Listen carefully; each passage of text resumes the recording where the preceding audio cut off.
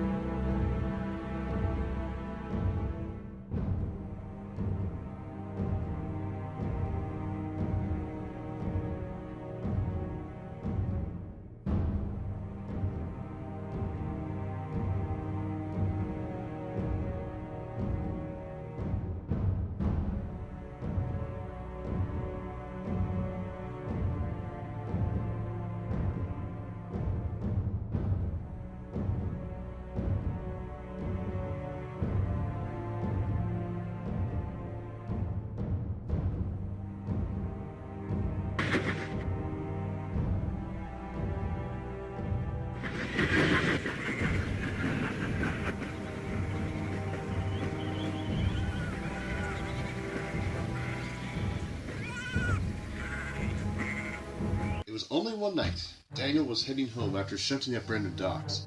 He passed the scrapyard where Charleston and the fuel tanker's remains were taken. He then went through Wellsworth Station, and finally ended up on the viaduct where Thomas met Timothy. He didn't feel right as he crossed the viaduct. "What's wrong, Daniel? Why are you slowing down?" "We're nearly home, just a few miles, and we're back at the sheds." But Daniel only made it halfway when the fog rolled in. Daniel's axles were shaking. He felt his boiler would burst. Driver, I don't like this. Can we go back, please? Daniel, but we'll have to stay here. This fog is very thick. I agree. I don't want to take any chances in. The fireman was interrupted by an unfamiliar whistle. At that moment, a silver E2 tank engine appeared with a horrifying grin on his face, blood trickling down his forehead. Daniel was mortified. "Hello, Daniel. Long time no see." Timothy!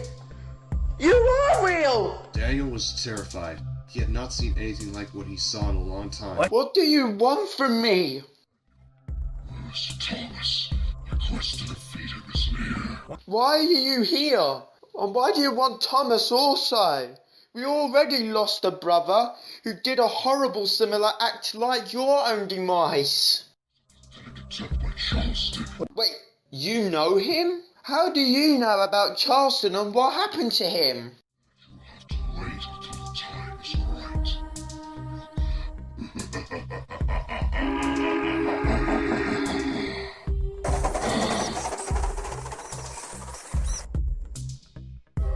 Daniel was scared, not only because he met the ghost of one of his brothers, but that he knew what happened to Charleston adding to this. Daniel became worried for Thomas. He puffed towards the end of the line. He left his train on the siding and went to the shed, worrying about Thomas. The next day, Thomas found Daniel sad and lonely. Thomas wanted to find out what was wrong with Daniel. I'm alone now. Alone. It's okay, Daniel. Don't cry. Tell me, why did you hate Charleston? He always caused confusion and delay. Incredibly rude, and he tried to kill the both of us, Thomas. Listen, Daniel. Whatever happens, when Charleston returns, we'll protect each other no matter the cost. Thank you, Thomas. I hope you're right. Thomas tried his best to comfort not just Daniel, but himself through the ordeal. However, one night, Thomas was taking some oil wagons back to Wellsworth. He was traveling along the main line when Timothy's whistle. Oh no, not again! Duck! No, driver, I've got this. Timothy, wherever you are, reveal yourself or else. Thomas, I've come to Mom to tell you. Why am I in danger? There's no one here. But Thomas was wrong. One of the oil tankers was set alight and caught fire. Thomas was in trouble now. Driver, uncouple me quick. Too late. It could explode at any minute. Not so fast. Driver, couple me up. Thomas cleared the blaze. The guard jumped out of his van and put detonators to warn approaching trains, and Thomas's firemen coupled Thomas clear of the blazing oil tankers. We'll have to let it burn, I'm afraid, and... Wait, where's Daniel? Over there. Hey, Daniel, what are you doing? Come back! But it was too late.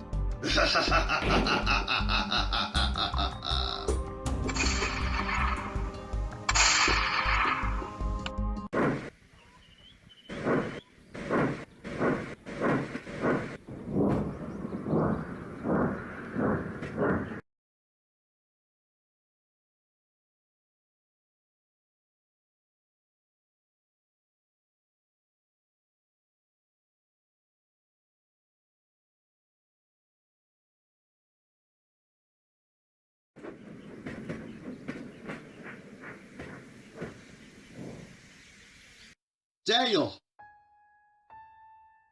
Thomas could not believe it. The train was in pieces. Then he saw something that confirmed his worst fear. That's Daniel's safety valve, or what's left of it. Timothy, you son of a... Listen, Thomas, it was not Timothy. I should have stopped that fire, then this would not have happened. Another one of my brothers is gone. It's okay, Thomas. Let's clean the mess. And then we'll inform SodorWorkShops. I imagine this incident will be investigated. And Thomas's driver was right.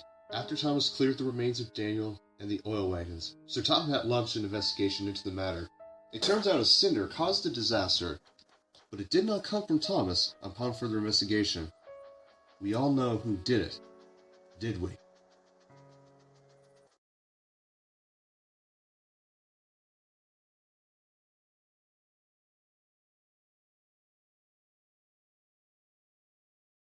Charleston! At last, Thomas, I finally have found you, and will put you to an end. Not if I can help it. Do you want to know the truth, Thomas? I killed Daniel. I only fulfilled half my wish. Now I've come back to fulfill the other half. How dare you, Charleston? I knew it! You were the real reason behind the explosion all those years ago. Now it's game over, Charleston. I am going to end this once and for all.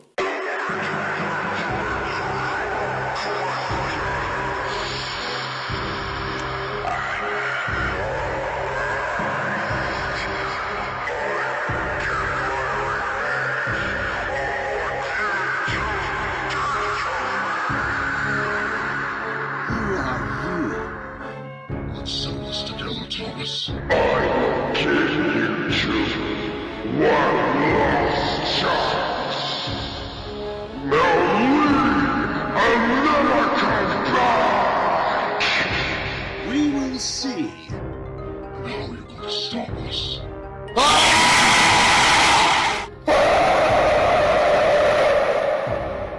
What do you want? Get away from me, Ralph. Thomas, I am not here to harm you or any of your friends. I'm nothing like them. They are a disgrace of our kind. The reason why I am here is to keep an eye on you and protect you from them.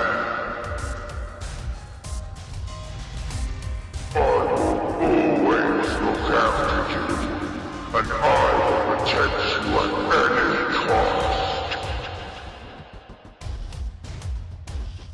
Until we meet again, Thomas. You're to take me like Charleston and Timothy? Before you leave, who are you?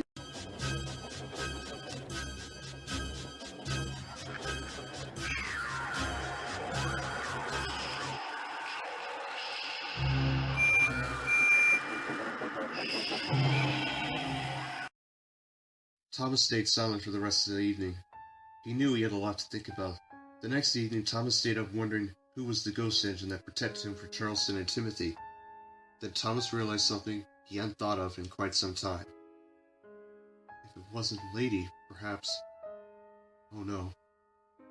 What is it, Thomas? It was Daniel. It was Daniel. He saved me from Charleston and Timothy. When he returns, I hope that we'll be able to find out what happened to him. What caused for he to be a mess like Timothy. Daniel, wherever you are, I am thankful that you saved me from Charleston and Timothy. When you return, I hope that you're brought back and resume your duties as the number 100 tank engine on Sodor.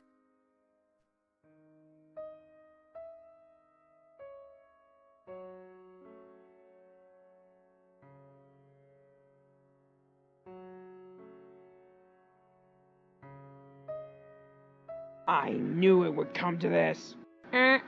Boss, is Thomas okay? He seems scared. More than that, Splodge. He must have witnessed his brothers Timothy and Charleston get defeated by Daniel. Well, how come we haven't met Daniel before? I mean, we have seen Timothy and Charleston, though. That's true. You have seen them all, though you never met them before. Seems Charleston must have murdered Daniel because of his jealousy. Kind of like... Don't utter the name, Splodge. He is way sick in the boiler than those E2s. Besides, if Charleston were to find him, they would be unstoppable together. Thank goodness, Splatter. If Gordon or Henry heard this, they would all be over your exhaust by now. Exactly. Although he may be gone, I sense his ghost is roaming around. If Charleston returns, we'll put him in his place for good. What about Daniel and Timothy? Do they deserve to be put in their place too? Daniel and Timothy are ghosts for their own reasons. I suspect they want to destroy their demons within their souls until they can come back. But boss, they're ghosts and... I know that, Splodge. What I am trying to tell you two is that if Daniel and Timothy succeed in their personal vendettas, they will come back to life. Like Lady did when she was restored? Exactly. Similar, but different. Until then, Splodge, let's keep our distance from Thomas so he can get his time to reflect on what he has witnessed in front of his own buffers.